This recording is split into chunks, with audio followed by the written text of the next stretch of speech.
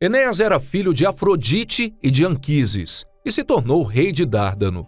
Por Aquiles lhe ter roubado o gado, lutou na guerra de Troia ao lado dos troianos. Pôde contar com a ajuda frequente da mãe, que apesar de não poder lutar ao seu lado, o protegia nas situações mais desafiadoras.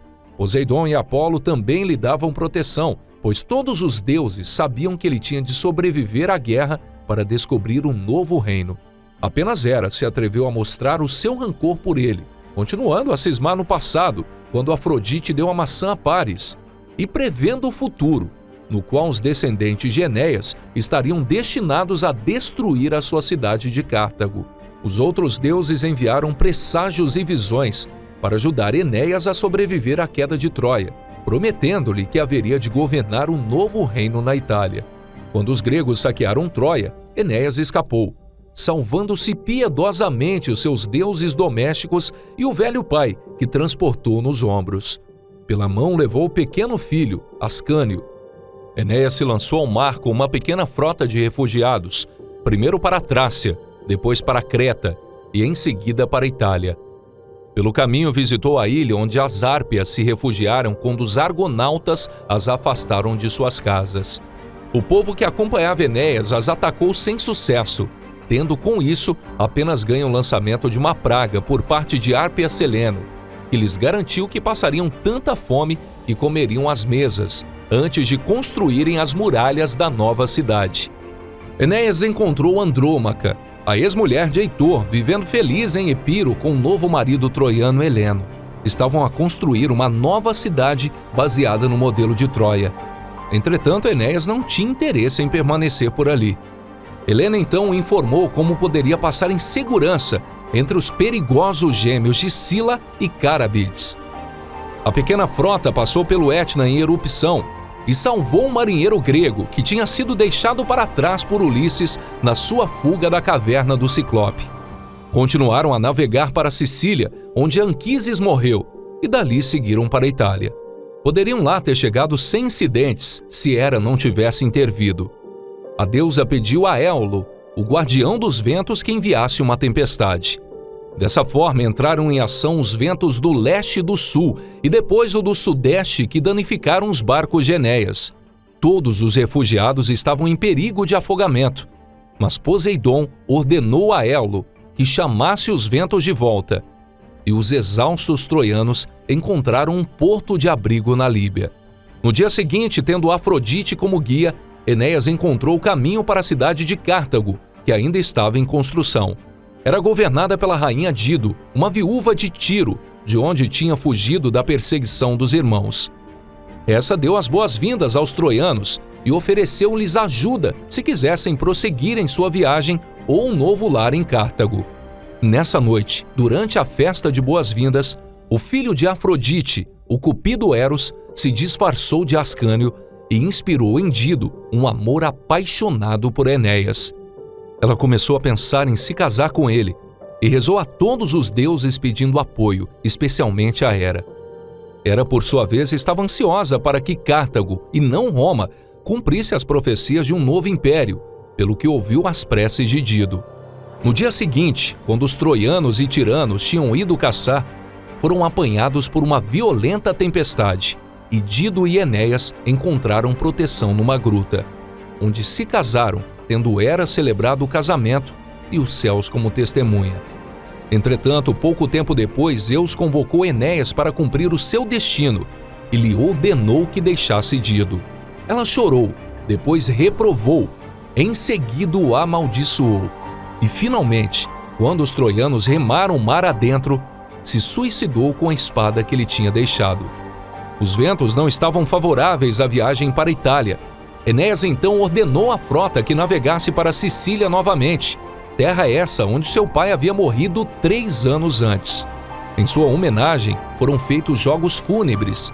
Nesses jogos, os homens faziam competições de remo, corrida, boxe e com arcos e flechas. Entretanto, as mulheres troianas choravam a morte de Anquises, e Hera enviou Íris, a mensageira dos deuses, disfarçada de uma dessas mulheres para trazer novas dificuldades a Enéas. Ela lembrou às mulheres os anos difíceis que tinham andado sem destino e sugeriu-lhes que a Sicília seria um bom local para construir uma nova cidade. Por fim, ela as convenceu a lançarem fogo nos barcos, a fim de forçarem Enéas a ficar. Zeus enviou uma forte chuva para apagar os fogos, mas 4 barcos já estavam destruídos, e os restantes não podiam transportar todos os troianos. O espírito de Anquises apareceu para Enéas, recomendando-lhe que deixasse para trás todos os mais velhos e os que não tinham forças para lutar. Eles poderiam fundar a sua própria cidade, enquanto os melhores e mais fortes seguiriam para a Itália. Apenas um homem morreu na curta viagem até a Itália, Palinuro, o homem do leme, que acabou dormindo e caiu no mar. Os barcos chegaram a Cumas, onde Sibila vivia, e fazia suas profecias numa enorme e escura caverna. Ela os informou que chegariam em segurança ao seu destino, mas que depois seriam atormentados por uma guerra. Enéas pediu a Sibila que o ajudasse a ir ao mundo dos mortos para visitar o pai que ele tanto amava. Sibila lhe disse que a descida era fácil, devido à porta estar aberta em Averno, mas o difícil seria regressar. Ela lhe recomendou atravessar a floresta e encontrar um ramo de ouro consagrado a Hera. Somente os escolhidos pelo destino poderiam pegar no ramo, e logo que ele é quebrado da árvore, outro nasce no lugar, destinado a outro herói. Se o ramo fosse encontrado e quebrado, esse era o sinal de que Enéas tinha autorização para entrar e sair do mundo dos mortos. Dessa forma, as pombas de Afrodite conduziram Enéas à floresta, voando um pouco, parando para se alimentarem, voltando a voar, até que chegaram ao ramo de ouro. Enéas quebrou o ramo com facilidade e entrou numa escura garganta de Averno com Sibila, após fazer sacrifícios a Hécate, Perséfone, a Nix e Gaia. Passaram então pelo Tártaro e encontraram os monstros da mitologia grega, os centauros e as Hárpias, a Quimera e a Hidra, mas eram apenas fantasmas e não podiam fazer mal. Enéas continuou a andar no constante crepúsculo cinzento do mundo dos mortos até o rio Aqueronte Coeito, até a barca do rio Estige e ao velho barqueiro Quironte. Viu as sombras da morte agrupadas em torno da barca, tão secas como as folhas de outono, e viu Quironte a embarcar as sombras dos que tinham sido devidamente sepultados e a afastar os que tinham ficado sem sepultura. Viu o desaparecido homem do leme, Palinuro, que havia se afogado no mar. Este implorou a Enéas que espalhasse terra sobre o seu corpo para que ele pudesse atravessar o rio Estige, mas os deuses não permitiram. Quironte tentou proibir Enéas de atravessar o Estige, mas o ramo de ouro era o seu salvo-conduto. Mal o homem vivo entrou na barca, as suas tábuas rangeram sob o peso e entrou água. Do outro lado do Estige, Cérbero latia, mas Sibila deu-lhe comida e ele adormeceu. Enéas prosseguiu, ouvindo os lamentos dos bebês que tinham morrido logo após o nascimento, depois os lamentos dos julgados, condenados e executados. Viu as sombras dos suicidas ansiando pela vida que tinham desperdiçado e daqueles que morreram por amor. Dido andava por ali, como a lua meio encoberta por uma nuvem, e quando ela viu Enéas, seu coração se encheu de esperança e de amor.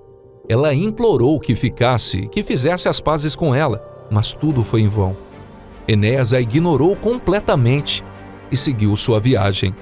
Depois encontrou outras sombras famosas de mortos da guerra de Troia, e mesmo antes dela, alguns impacientes por falar com ele, outros retrocedendo, como se ele lhes pudesse provocar alguma segunda morte. Viu uma grande muralha que servia de fosso. Como ele não era um homem cruel, não foi autorizado a passar por dentro dessa muralha, e só ouviu o que Sibila lhe contou sobre os tormentos dos condenados. Ela se apressou a conduzi-lo aos Campos Elíseos, onde finalmente encontrou seu pai e tentou abraçá-lo, mas os seus braços passavam através do corpo do fantasma. Anquises deu ao filho uma profecia sobre os futuros dirigentes do reino italiano que iria ser fundado por Enéas. Em seguida, Enéas voltou ao mundo dos vivos através dos portões de marfim, pelos quais os sonhos falsos viajavam em cada noite. A sua frota voltou a içar as velas, passou em segurança pela ilha de Circe e chegou à foz do rio Tibre. Essa terra era governada pelo rei Latino, cuja filha Lavina era cortejada por muitos homens, mas aquele que os pais aprovavam era um turno. Porém, as previsões eram desfavoráveis e recomendavam que se casasse com um estrangeiro que haveria de fundar o império. Enéas e os seus estavam a comer a primeira refeição em terra, fazendo um misturado de fruta e de legumes sobre os bolos de trigo que tinham colocado no chão. Em seguida comeram os bolos, cumprindo assim a maldição das Hárpias de que eles comeriam às próprias mesas. Podiam agora começar a construir as muralhas da nova cidade enquanto negociavam a terra com o rei latino. Reconhecendo que esse era o estrangeiro de que a profecia falava, Latino estava feliz por casar a filha com Enéas, mas Turno declarou guerra a esse pretendente. Foi uma guerra curta e sangrenta, que acabou com a vitória dos troianos. Enéas foi rei da nova cidade por apenas 3 anos. Porém, seu filho Ascânio continuou seu legado governando por mais 30 anos que se seguiram. 300 anos mais tarde, a grande cidade de Roma seria fundada ali pelos descendentes dele, Rômulo e Remo. Bom, pessoal, esse foi o vídeo de hoje. Se gostaram, deixe um like, se inscreva no canal para ficar por dentro do universo mitológico. E se tiverem alguma sugestão para o próximo vídeo, deixe aqui nos comentários. E até a próxima. Valeu!